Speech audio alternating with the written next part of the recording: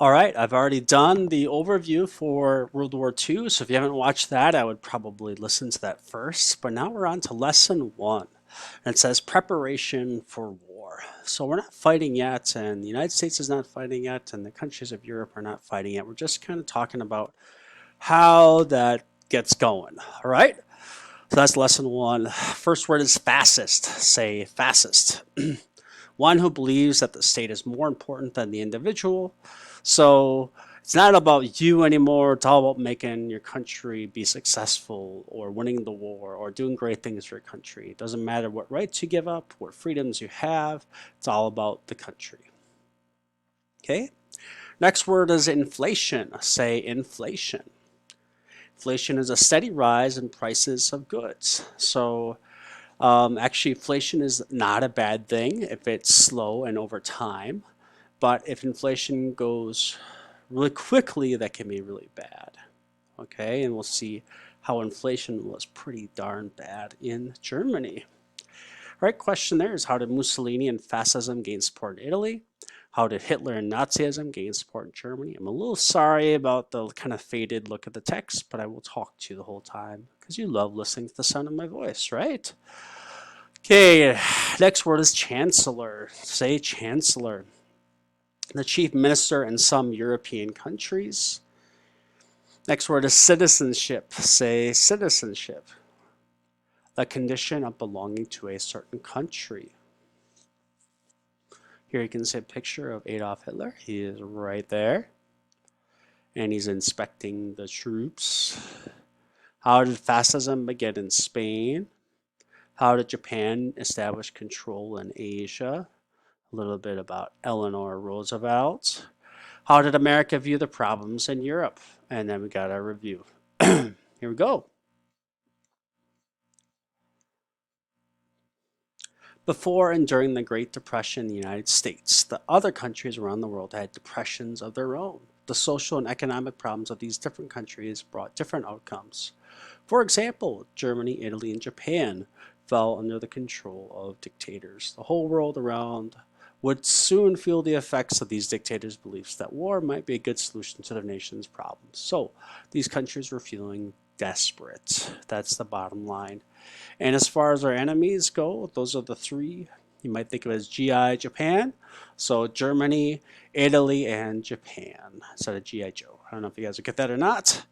But GI Japan were the excuse me, the enemies of the United States, more or less, in World War II. Spain to a much less extent. All right. How did Mussolini and fascism gain support in Italy? Again, fascism is all about your country, not about you. Benito Mussolini had controlled the Italian government since 1922. He believed a strong leader must have full power to run the country. Under his dictatorship, other political parties were forbidden. Mussolini created the Fascist Party. Fascists believed that the state was more important than the individual and rejected the idea of democracy. The fascists believed military power and war were good for a nation. Italian fascists used this slogan: believe, obey, fight. Okay? So it's all about believing in your country, doing what your country tells you to do, and fighting for your country. Not really about you, right? Going on. How did Hitler and Nazism gain support in Germany? The German people did not understand how they lost World War I. They were upset with the strict conditions of the peace settlement. When World War I ended, Germany removed its king and established a democracy. The new Republic of Germany tried to govern its troubled nation. The economy in Germany fell apart in 1923. Inflation made German paper money nearly worthless. Inflation is a steady rise in prices of goods. Prices of goods doubled daily. Germans had to carry large bags of money just to buy food for one day. Many workers lost their jobs. The democratic government of Germany was criticized for being weak.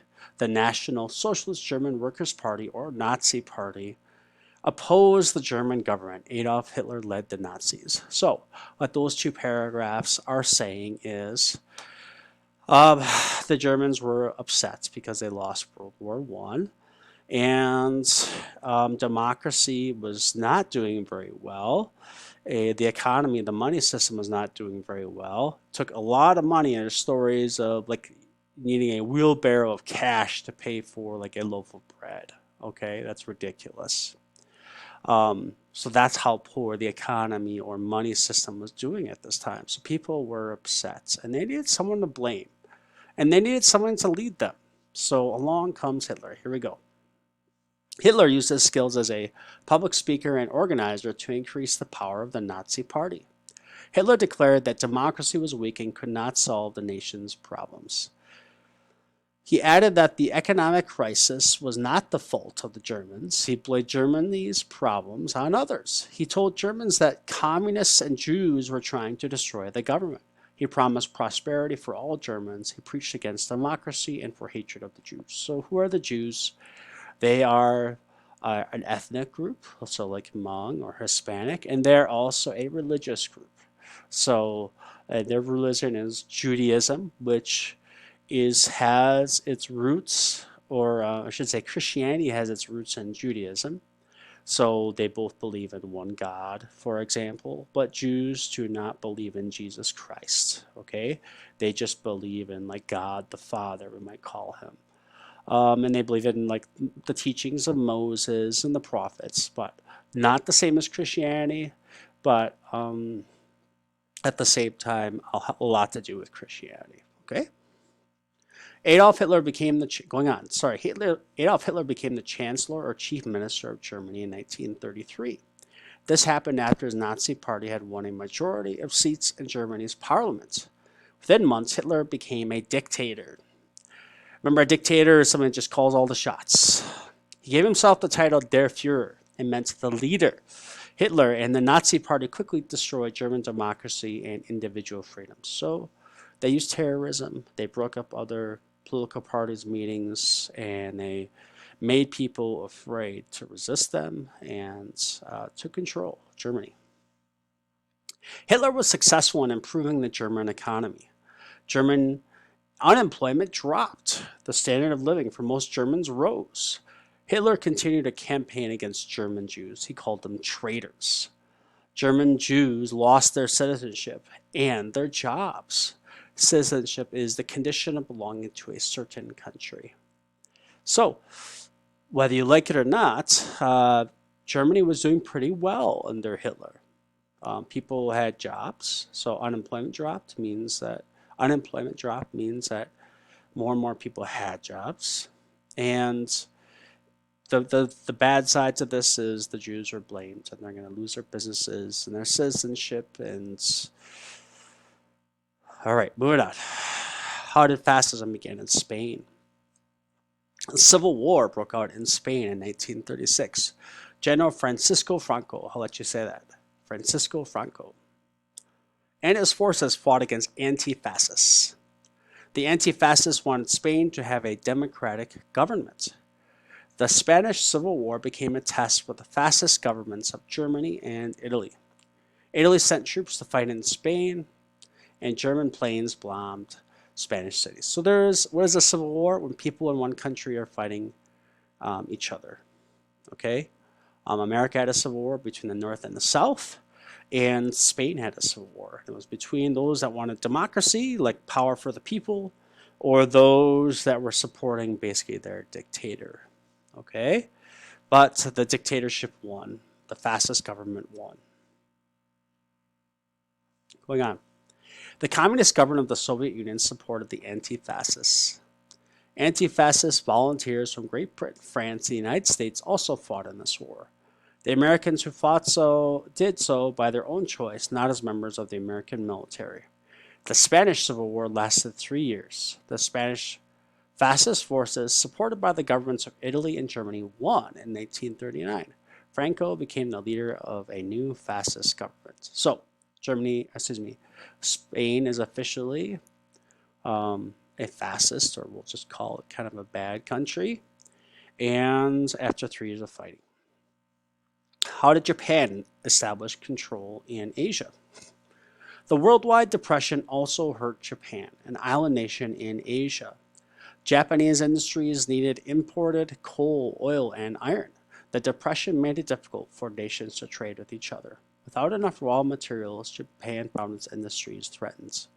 So we're really in a global society. That really means that what happens to one country almost always affects other countries, or if not the whole world. Like look at this coronavirus, right? Starts in one country and is spread, and all countries are suffering as a result. Okay. Japan relied on imported rice to help feed its people. Unable to grow enough rice on their own, many Japanese had no food. Radical military leaders, similar to those in Germany and Italy, took control of the Japanese government. The army seized Manchuria, an area rich in coal and iron from China. In 1937, Japan invaded China again and captured several important cities. Japan had taken its first steps to control Asia and establish a Japanese empire. Okay, real quick here is on Eleanor Roosevelt's biography. Eleanor Roosevelt was a diplomat and humanitarian. She became a model for women in politics and public affairs. As First Lady, that means uh, the wife of the president. When her husband, Franklin D. Roosevelt, was president, she had a great deal of influence. She lectured and wrote a daily newspaper column that was widely published. Active in democratic politics, Roosevelt was a champion for the rights of women and minorities. As U.S. delegate to the United States, she chaired the UN's Human Rights Commission. She also took a central role in drafting the UN's Universal Declaration of Human Rights. Her uncle was President Theodore Roosevelt. Going on. How did America view the problems in Europe? Americans did not want to deal with the problems in Europe.